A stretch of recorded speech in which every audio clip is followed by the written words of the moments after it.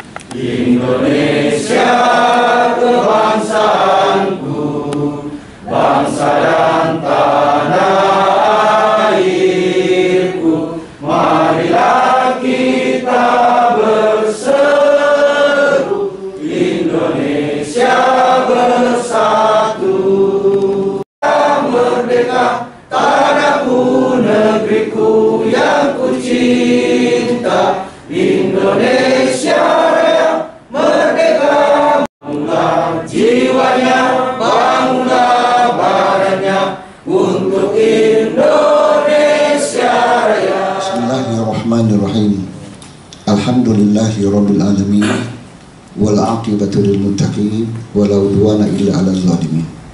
Allahumma shalli wa sallim ala sayyidina Muhammad wa ala alihi washabbihi ajma'in. Allahumma ja'al jam'atana hadza jam'atan mubarakah wa tafarraqna min ba'dihi tafarruqan marhumah ma'sumah wa la taj'alna syaqiyan wa la matruda bi rahmatika ya arhamar rahimin.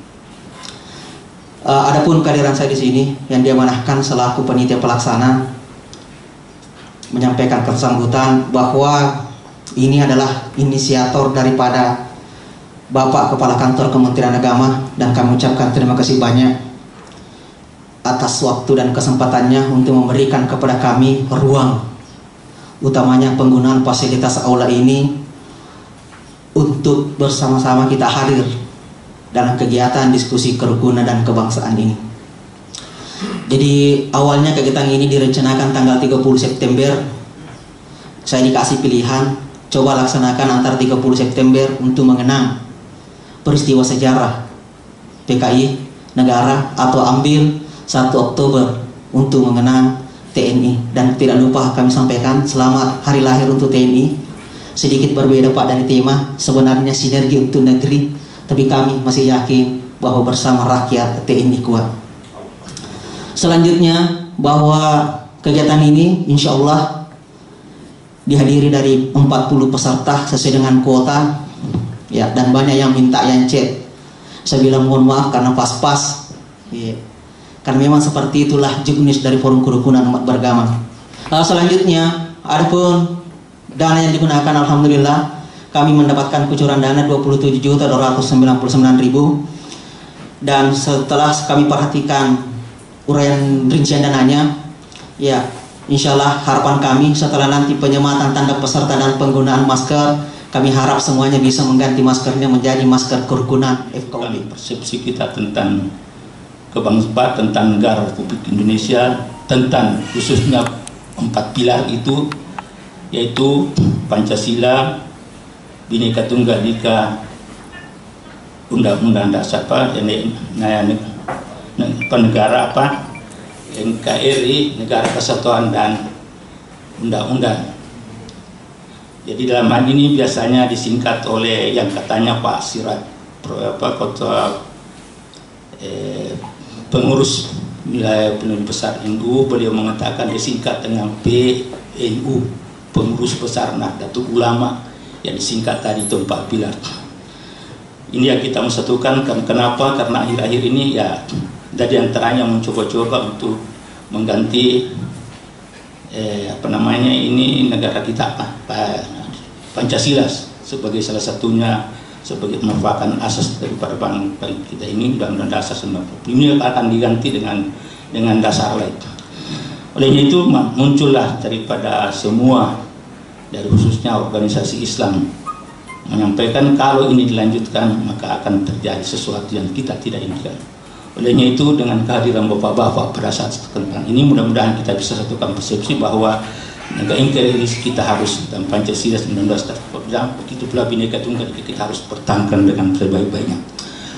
Selanjutnya saya mengucapkan banyak terima kasih kepada Bapak Kepala Kantor Departemen Agama dan sekaligus sebentar menjadi salah satu narasumber, yang mana beliau memberikan fasilitas untuk masih bisa menyisihkan dana untuk FKUB tahun ini sekalipun separuhnya.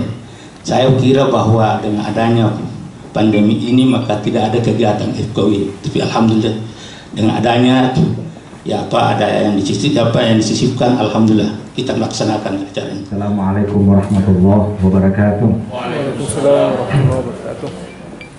Semoga keselamatan dan rahmat Allah serta keberkahannya terlimpah kepada kita semuanya. Salam sejahtera bagi kita semua, bagi saudara-saudara saya yang beragama Kristen dan Katolik.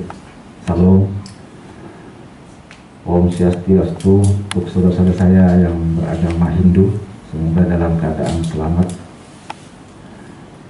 Namo Buddhaya buat saudara-saudara saya yang beragama Buddha, dan salam kebajikan bagi Konfusius.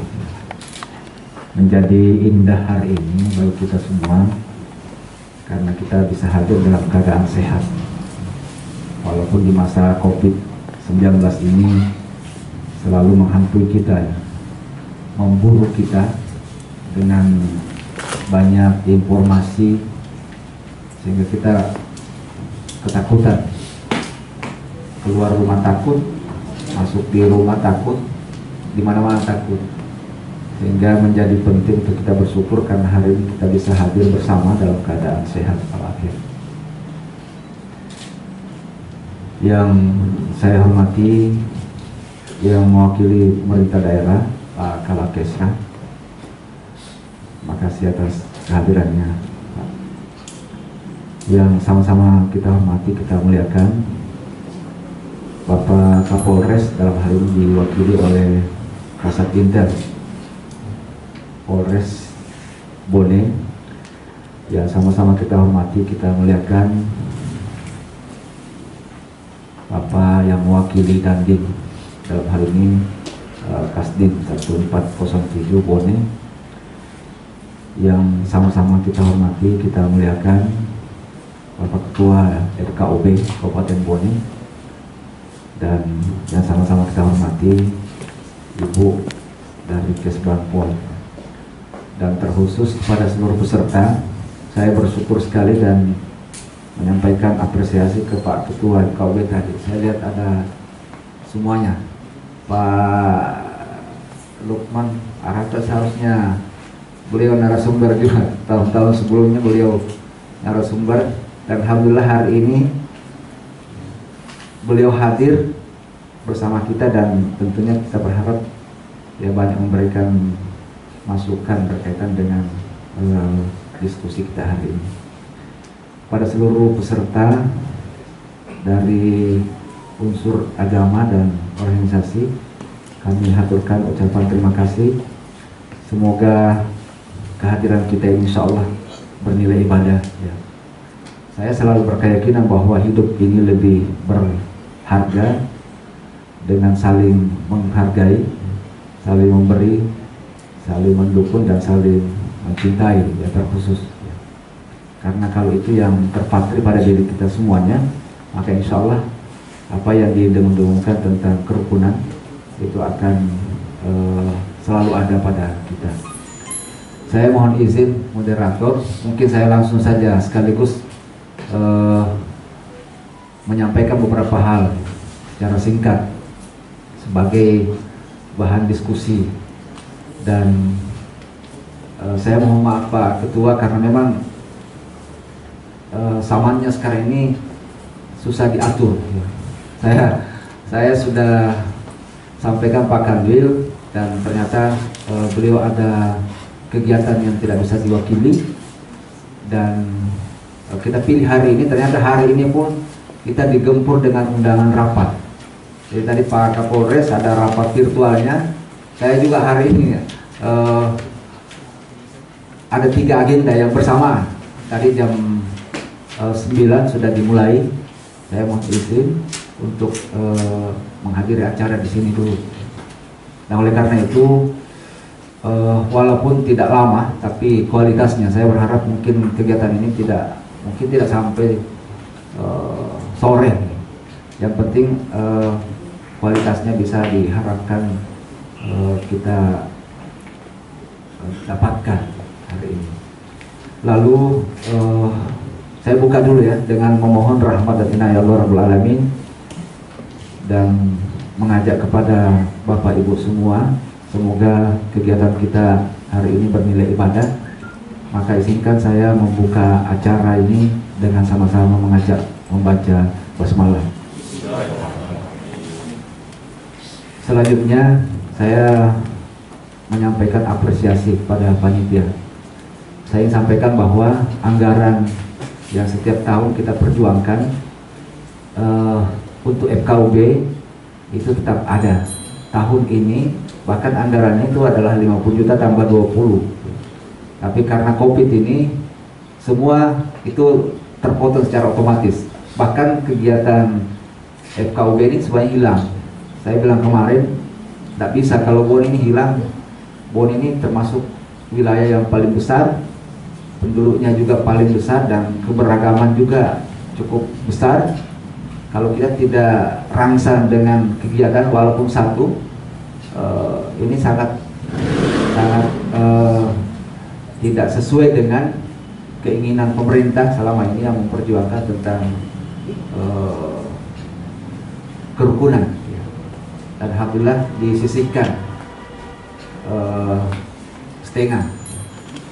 Kami pun sebenarnya sangat berharap ke depan pemerintah daerah melalui mungkin Kesbanpol itu paling tidak memberikan obat kuat lah kepada FKUB ini, karena jualan pemerintah hari ini adalah kerukunan.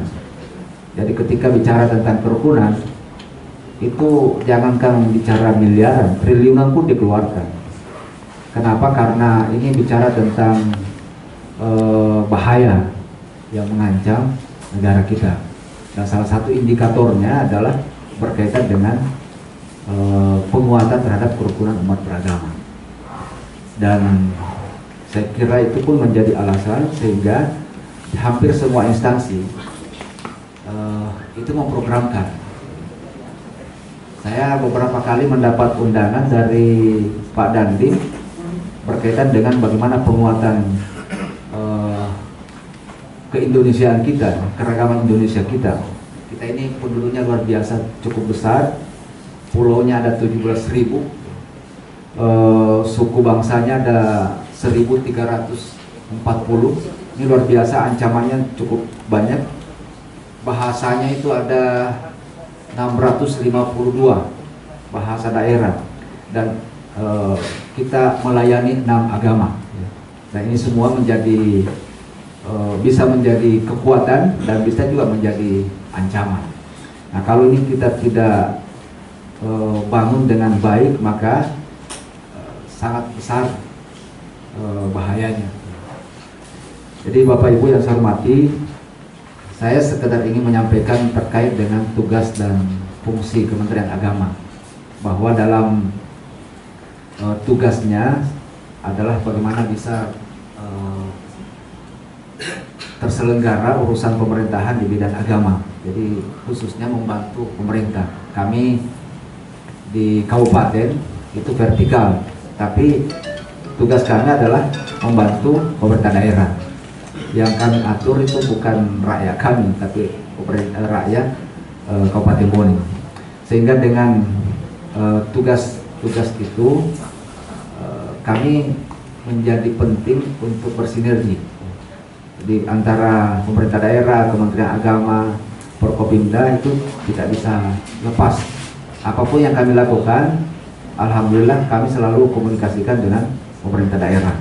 Dan sama dengan yang dilakukan oleh pemerintah daerah pun selalu berkomunikasi dengan Kementerian Agama di dalam menetapkan program yang berkaitan dengan bimbingan masyarakat, termasuk masyarakat Islam, masyarakat Kristen, Katolik, Hindu, Buddha, Konghucu dan seterusnya.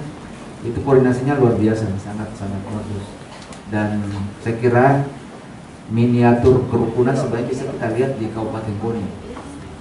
Alhamdulillah, saya masuk di beberapa grup di MUI, di semuanya itu terbangun. Memang ada perbedaan, tapi ada juga yang berjuang untuk menyatukan perbedaan itu. Itu perbedaan, saya kira tidak mungkin kita bisa hilangkan, tapi kesyukuran kita karena ada yang berjuang untuk mencairkan perbedaan itu sehingga kita bisa jalan bersama. Nah, oleh karena itu visi misi peningkatan kualitas kesalehan umat beragama itu menjadi salah satu tanggung jawab Kementerian Agama, dan alhamdulillah ini bisa dilaksanakan tidak berdiri sendiri tapi semuanya. Kita selalu dekat dengan majelis ulama, dekat dengan organisasi keagamaan, termasuk organisasi keagamaan yang ada di luar Islam. Saya bersyukur sekali kemarin ketika ada telepon, bahkan ada yang menghadap terkait dengan organisasi garis keras, katanya di Bone paling banyak sekali. Tapi 1 tahun ini kerasnya itu hilang. Kenapa? Karena mungkin kultur budaya lokal kita yang menjadikan dia hilang. Yang masuk, yang keras itu masuk, tiba di Bone jadi luluh, ya. Jadi indah, jadi nyaman. Orang-orang bukan orang Bone yang bertugas di Bone itu luar biasa merasakannya. Saya banyak kemarin ada Pak Dandim, ada Pak Ibu Kajari, Pak Kajari, itu nangis ketika dia dilepas dari Bone. Kenapa? Karena dia rasakan ada pembelajaran, ada pemerolehan karakter yang luar biasa. Berkaitan bukan terkait dengan perilaku, tapi berkaitan dengan kerukunan. Jadi tugas FKUB yang cukup berat itu bisa terbantu dengan karakter lokal kita yang secara tidak langsung merubah keras menjadi lembut, suara yang keras menjadi lembut dan seterusnya. Nah, ini cerminan bahwa sesungguhnya perolehan karakter ini pun bisa dipengaruhi atau bahkan lebih besar pengaruhnya ketika kita bergaul dengan pelaku yang punya karakter yang baik. Bapak Ibu yang saya hormati, yang menjadi banyak sorotan diskusi selama ini adalah terkait dengan relasi negara dan agama, ya. Bahwa Indonesia ini adalah sebuah negara yang cukup besar, sangat besar. Kalau kita ingin mempelintir, kalau kita ingin mendiskusikan menjadi buruk, maka pasti buruk, sangat mudah, ya. Kenapa? Karena potensi itu banyak sekali. Saya kira kalau di Timur Tengah, Pak Dr. Usman bisa melihat bagaimana di Timur Tengah itu agama hanya satu. Walaupun mungkin di sana keyakinannya cukup fanatik ya, tapi potensi perpecahan itu kecil. Nah sekarang pertanyaannya, apakah di sana tidak hancur? Jawabannya adalah hancur. Padahal agamanya hanya satu. Di Suriah saya selalu membaca perkembangan. Hari ini di Suriah orang yang meninggal tidak kurang dari 100 orang. Bukan karena COVID, karena kelaparan. Kenapa lapar? Karena mereka takut keluar dari kampungnya mencari makanan. Dia hanya mencari makanan, dia makan lumut-lumut batu saja. Orang yang hidup di sana tinggal tulang. Kenapa takut? Karena diancam oleh tetangganya. Siapa tetangganya? Itu sesama umat beragama. Jadi bukan hanya antar umat beragama, tapi inter. Ini persoalannya. Jadi bersyukurlah kita, walaupun Indonesia ini ya, kita pastikan bukan negara sekuler yang memisahkan negara dan agama, tapi sesungguhnya kita memahami bahwa Indonesia ini kekuatannya seperti yang disampaikan Pak Prof tadi, itu ada pada 4 pilar berbangsa dan bernegara. Di situ ada Pancasila, di situ ada Undang-Undang Dasar 45, di situ ada Bhinneka Tunggal Ika dan NKRI. Itu bingkainya dan itu judul diskusi di setiap tempat, di setiap waktu. Sehingga disepakati bahwa Indonesia ini adalah bukan negara sekuler. Sudah banyak sekarang kan yang beredar di WA tentang pesan-pesan satu organisasi partai politik yang dianggap sebagai perpanjangan tangan dari negara-negara sekuler. Tapi kita sekali lagi sepakat bahwa negara kita ini bukan negara sekuler yang memisahkan antara negara dan agama. Bahwa Indonesia ini bukan negara agama, juga bukan negara agama. Kita sepakati bahwa yang menjadikan agama sebagai dasar negara itu negara agama namanya. Negara agama adalah negara yang menjadikan agama sebagai dasar negara. Jadi Indonesia bukan di situ. Dan Indonesia ini sebagai negara Pancasila yang membina dan memfasilitasi umat beragama. Dan hampir triliunan dana habis untuk meyakinkan warga Indonesia ini terkait dengan bagaimana kerukunan bisa terwujud melalui Pancasila, melalui dasar negara kita. Nah, itu yang kedua. Yang ketiga adalah bagaimana hakikat pembangunan di bidang agama. Saya katakan bahwa secara sederhana pembangunan kita ini ada dua, yaitu pembangunan material dan pembangunan moral, spiritual. Nah, bicara tentang pembangunan material, ini pembangunan yang berkaitan dengan fisik, berkaitan dengan politik, sosial, ekonomi dan sebagainya.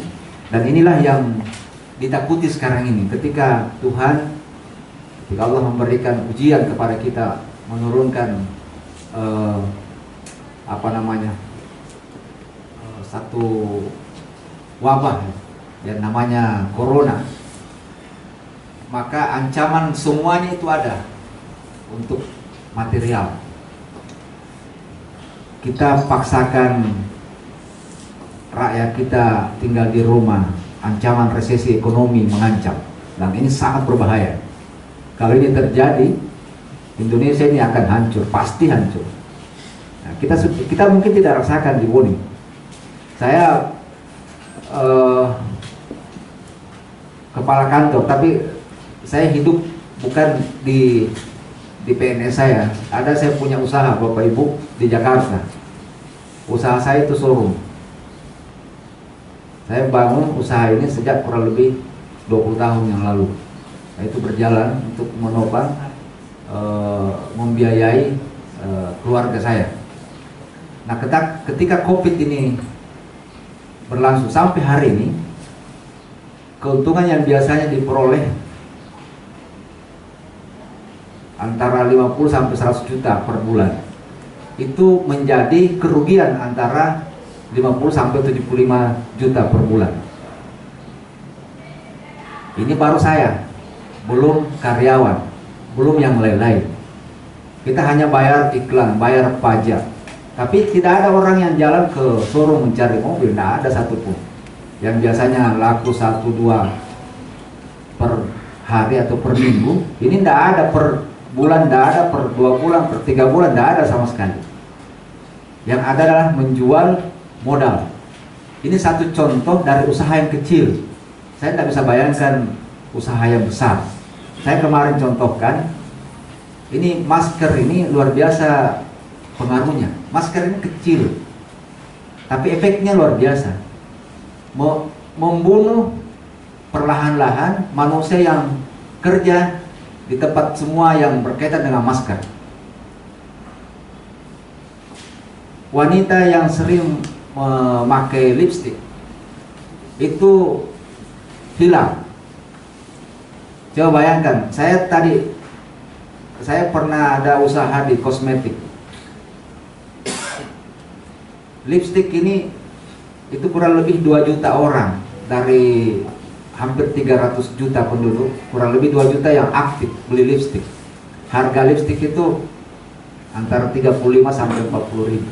Coba bayangkan kalau di per hari hilang 1 juta kali 35 ribu, itu 350 miliar per hari hilang. Baru ini lipstik. Belum bicara tentang gigi palsu misalnya.